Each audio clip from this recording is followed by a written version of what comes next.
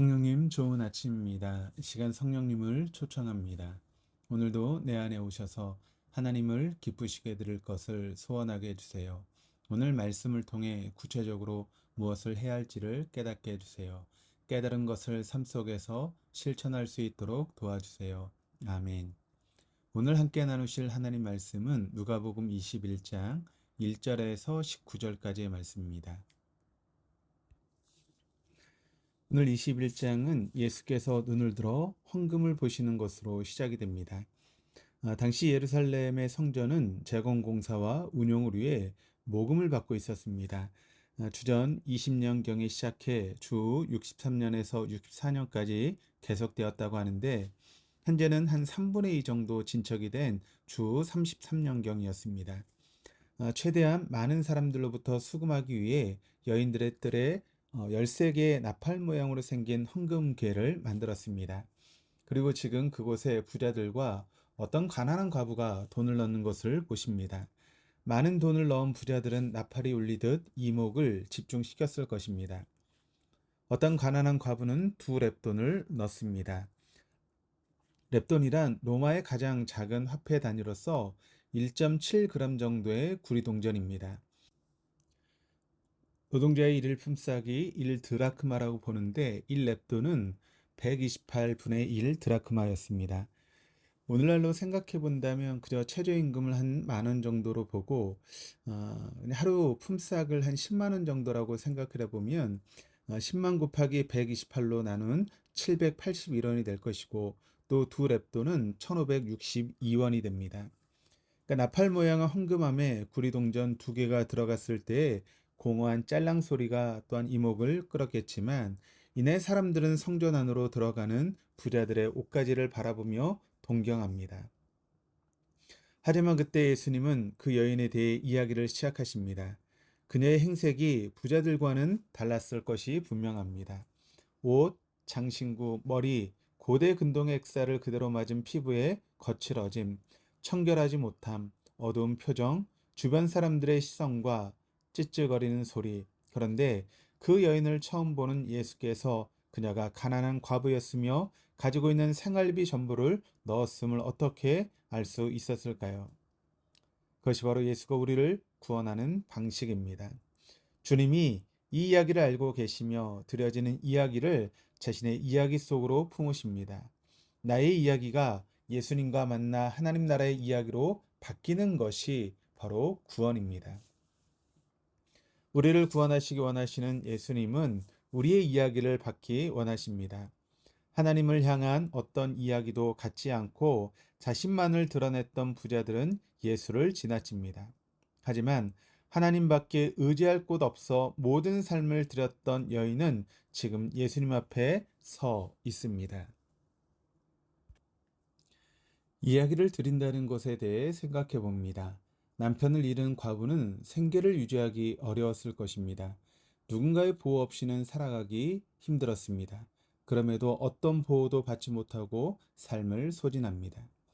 우리 돈 3,000원 정도의 한 아싸리온의 참새 2마리를 살 수 있는 금액이라고 하는데 그렇다면 1,560원이 남았던 이 여인은 참새 반마리 정도를 살 금액을 가지고 있던 생활비 전부였다는 것입니다. 결코 하나님께 인정을 받거나 사람들에게 칭찬을 받으려고 돈을 넣었던 것이 아니었습니다.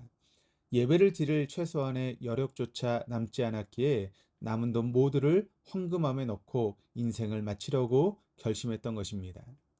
인생의 마지막을 앞두고도 원망이 아닌 의탁의 삶을 살아가는 것, 그것이 바로 과부가 자신의 이야기를 드렸던 방식이었습니다. 주 70년에 예루살렘이 공격을 받아 그 성전이 무너질 것임을 예수께서는 알고 계셨습니다. 무너질 성전을 향해서 벽돌을 쌓기를 멈추고 그 여인을 구해야 했습니다. 19장에서는 왕이 될 귀인이 10명의 종에게 한 문화씩을 주었다는 이야기가 있습니다. 우리가 받은 것은 주인을 향해 충성을 테스트하기 위해서였습니다. 결코 자신의 만족과 자랑을 위해 사용하지 말아야 합니다. 왜 나에게 이 돈이 있는지 생각하는 이는 부자가 아닌 청직으로 살아갈 수 있습니다. 예루살렘에 청직이 한 명 있었더라도 그녀는 두 렙돈만 남지 않았을 것입니다. 선한 사마리아인 한 명만 있었더라도 그녀는 목숨을 버릴 생각을 하지 않았을 것입니다. 하지만 그들은 도리어 가난한 과부의 마음을 충동질하고 절망하게 만들어 종교에 기대게 합니다. 성전 안에 많은 돈이 오고 갔고 예배를 위한 제물들이 널려 있었음에도 조금도 내어주지 않습니다. 그리고 지금 마지막 남은 두 렙돈마저 가져갑니다. 이것이 바로 강도가 아니고 무엇이겠습니까? 자랑과 착취로 쌓여진 돌과 꾸며진 성전을 향해 예수님은 때가 되면 돌 하나도 도리에 남지 않고 다 무너뜨려지리라 라고 역정을 내십니다. 우리에게 주어진 돈과 비둘기는 장사라고 주어진 것이 아닙니다. 누군가의 생활을 돕기 위해서이며 참새 살 돈도 없는 이에게 예배의 기회를 주기 위해서 주신 것입니다. 얼마나 주어야 그 과부가 살아갈 수 있는 활력을 찾게 될까요? 예수님은 우리 생각 이상의 방법을 제시하셨습니다. 개인의 문제라 생각했던 것을 공동체의 문제로 전환시키십니다. 그 여인이 가지고 있는 모든 것을 하나님께 드렸기에 함께 식사도 어려운 상황임을 알리십니다. 하나님은 그 여인의 이야기를 알고 계심을 선포합니다. 그녀에게 필요한 것은 돈이 아닌 함께 삶의 이야기를 나누고 공유할 사람들이라는 것입니다. 자본의 논리로 평가하고 대했던 우리에게 영혼과의 마주함과 어울림이 필요하다 말씀하십니다. 이 여인은 자살을 하려는 것입니까? 사회 시스템에 의해서 죽음을 당하는 것입니까? 이제 마지막 남은 두 렙돈마저 예물로 드린 여인을 향해 누군가는 절대자의 손과 발이 되어 하나님의 응답이 되어야 합니다. 우리가 바로 그렇게 그녀의 이야기 속으로 들어가는 것, 나의 이야기가 예수의 이야기 속으로 들어가고 그 속에서 마주하게 되는 이들과 하나 되어 서로를 돕는 것, 그것이 우리에게 주어진 한 문화를 사용하는 방식이며 성전을 제공하는 방법입니다. 종말은 전쟁, 지진, 기근, 전염병, 무서운 일, 하늘로부터 큰 징조들이 있을 것입니다. 하지만 그 전에 예수님의 이름 때문에 박해, 넘겨줌과 끌려감이 있을 것이라 하십니다. 모든 관계로부터 시작되는 버려짐은 모든 사람에게 확대됩니다. 하나님의 손과 발이 되어 응답으로 살아간다라고 하는 것은 시대를 역류하고 전복하는 것이기 때문입니다. 난리와 소유가 있을 것입니다. 이제 이것을 박해로 여기는지 증거의 기회로 여길지 우리가 시험대에 오를 때입니다. 증거의 기회로 여길 수 있음은 대답할 것이 주어지기 때문입니다. 예수 그리스도가 우리의 대답입니다. 교회가 외형에 집착하는 순간부터 더 큰 동전 소리를 찾게 됩니다.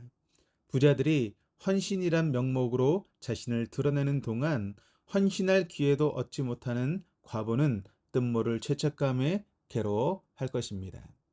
하지만 예수님은 부어지는 돈의 반짝임이나 울리는 소리를 헌신의 기준으로 삼지 않으십니다. 우리가 어떤 이야기를 드리고 있는지를 보십니다. 주님께서는 돈이 아닌 이야기를 받으셨던 것입니다. 그리고 우리를 자신의 이야기 속으로 초청하십니다. 9절은 일이 세상이 끝나기 전 반드시 있어야 한다라고 강조합니다. 우리가 누구를 위해 무엇을 드리고 있는지, 드림의 기준은 무엇인지, 모든 것을 드린 자를 찾고 돌보는지 침묵 속에 묻고 응답해야 할 것입니다. 기도하시겠습니다. 하나님 아버지, 우린 자신의 안전에만 관심이 있고 타인의 탄식에는 무관심합니다. 보지 말아야 하고 따르지 말라고 하셨던 미혹하는 자들은 찾고 따라가면서 예수님의 시선이 머무르고 있을 뿐 아니라 함께 주어야 한다는 과부의 신음에는 관심이 없습니다. 그녀의 무능력이 아닌 우리의 무관심으로부터 시작된 것임을 인정하며 저에게 주어진 한 문화를 내어 주겠습니다. 얼마를 드리는지 비교하고 경쟁하기보다 삶의 줄거리와 마침표를 하나님께 내어드리는 하루 되게 하여 주옵소서. 아무도 관심 갖지 않던 우리 이야기를 아시고 다가와 공감해 주신 예수님의 이름으로 기도드립니다. 아멘.